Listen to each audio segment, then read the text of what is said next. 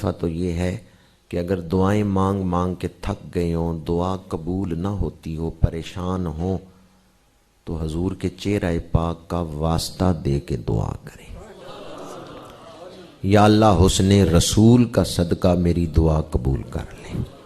حضور کے حسن پاک کا واسطہ دے کے دعا کریں، یا اللہ حضور کے چہرہ پاک کا واسطہ۔ صوفیاء فرماتے ہیں یہ وہ واسطہ ہے کہ اس سے قبولیت کا دروازہ کھل جاتا ہے۔ یا اللہ مجھے نہ دیکھ، اپنے محبوب کو دیکھ، حضور کے حسن پاک کا واسطہ میری دعا کو قبول کر لے۔ اور دوسرا وظیفہ جو عرض کر رہا ہوں، حضرت خالد بن ولید صحابہ کا ایک لشکر لے کے ایران کی طرف پیش قدمی کر رہے تھے، تو ایرانی سپہ سالار نے ایک چال چلی۔ وہ کیا چال تھی؟ اس نے کہا کہ یہ جو لوگ آ رہے ہیں ان کو ہم عیش و عشرت میں مبتلا کر دیں تاکہ یہ اپنے مقصد سے غافل ہو جائیں، اور اس سے پہلے کہ جنگ کے میدان تک پہنچے یہ ہم سے لڑنے کا ارادہ ہی ترک کر دیں۔ ان کا جو ہمارے ساتھ لڑائی کا ارادہ ہے یہ ارادہ ہی ترک ہو جائے، یہ ارادہ ہی چھوڑ دیں۔ اس کے لیے اس نے طریقہ کیا اختیار کیا؟ 2 میل تک راستے میں ننگی عورتیں کھڑی کر دیں کہ مسلمان سپاہی جب اس راستے پہ آئیں گے ان عورتوں کو دیکھیں گے تو وہ پھر آگے سفر نہیں کریں گے، یہاں رک جائیں گے اور عیش و عشرت میں مبتلا ہو جائیں گے۔ جب لشکر چلتا تھا تو آگے جاسوس چلتے تھے جو اگلی خبریں دیتے تھے تاکہ اس کے مطابق راستہ متعین کیا جاتا تھا۔ تو جاسوسوں نے خبر دی سپہ سالار کو، حضرت خالد بن ولید کو، کہ آگے اس طرح دشمن نے چال چلی ہے، تو انہوں نے راستے میں عورتیں کھڑی کر دی ہیں۔ تو سپہ سالار اسلام نے ایک حکم دیا اپنے لشکریوں کو، فرمایا تم سواریوں پہ بیٹھے رہو، سواریاں چلتی رہیں گی، لیکن تم سب نے نگاہیں بند کر کے، آنکھیں بند کر کے بیٹھنا ہے جب تک کہ میں آرڈر نہ دوں کہ آنکھیں کھول لو۔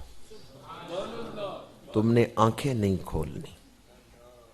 لہٰذا وہ جو 2 میل کا راستہ تھا وہ صحابہ نے اس طرح طے کر لیا، وہ حسین عورتیں کھڑی رہیں، کسی نے آنکھیں اٹھا کے نہیں دیکھا۔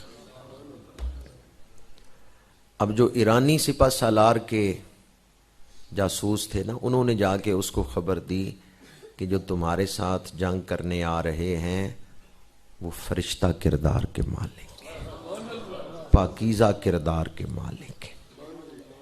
اب میری نگاہوں میں جچتا نہیں کوئی، جیسے میری سرکار ہیں ویسا نہیں کوئی۔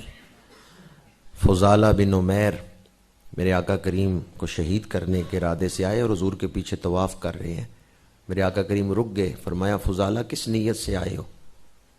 فضالہ نے جھوٹ بولا، کہ میں طواف کی نیت سے آیا۔ فرمایا پھر بغل میں خنجر کیوں چھپا کے لائے ہو؟ اوپر چادر تھی، نیچے خنجر تھا۔ فضالہ سمجھ گئے یہ اللہ کے نبی ہیں۔ چادر ہٹائی، خنجر نکالا، خنجر پھینک دیا اور حضور کی بارگاہ میں ہاتھ جوڑ کے معافی مانگی۔ کہا مجھے یہ بتائیں جب میں قتل کا ارادہ کر رہا تھا، ایک میں تھا، ایک میرا دوست تھا، تیسرا بندہ کوئی نہیں تھا، آپ کو کیسے پتا چلا؟ میرے آقا کریم نے فرمایا میرے رب نے مجھے منظر دکھا دیا ہے۔ فضالہ نے کلمہ پڑھا، صحابی بن گئے۔ اب صحابی بن کے حرم سے نکل رہے ہیں، اپنے گھر کی طرف جا رہے ہیں، گلی سے گزرتے ہیں جس گلی میں دنیاوی محبت کا ایک تعلق تھا کسی عورت کے ساتھ، وہ دروازے پہ کھڑی ہے، اس نے دیکھا فضالہ آ رہا ہے تو اس کا خیال تھا فضالہ میرے گھر آئے گا، پر اب وہ فضالہ نہیں، اب وہ حضرت فضالہ بن چکی ہے۔ اب وہ عالم کفر والے فضالہ نہیں رہ گئے، اب تو وہ صحابی رسول بن گئے۔ جس طرف چشمے محمد کے اشارے ہو گئے، جتنے ذرے سامنے آئے ستارے ہو۔ اب ان کا کردار سنور چکا ہے، انہوں نے نگاہ اٹھا کے نہیں دیکھا، وہ نگاہ جھکا کے گزر گئے اپنے حال میں۔ اس عورت نے آواز دی، اس نے کہا فضالہ کیا میرے گھر نہیں آؤ گے؟ جناب فضالہ نے جو جواب دیا ہے نا، اس کا ترجمہ میں کر رہا ہوں کہ جناب فضالہ نے بے پرواہی سے ہاتھ جھٹکتے ہوئے کہا اب میری نگاہوں میں جچتا نہیں کوئی، جیسے میری سرکار ہے ویسا نہیں کوئی۔ حضور کے حسن پاک کا تصور کریں تو دل کی میل اتر جاتی ہے۔ حضور کے حسن پاک کا تصور کریں، سینہ روشن ہو جاتا ہے۔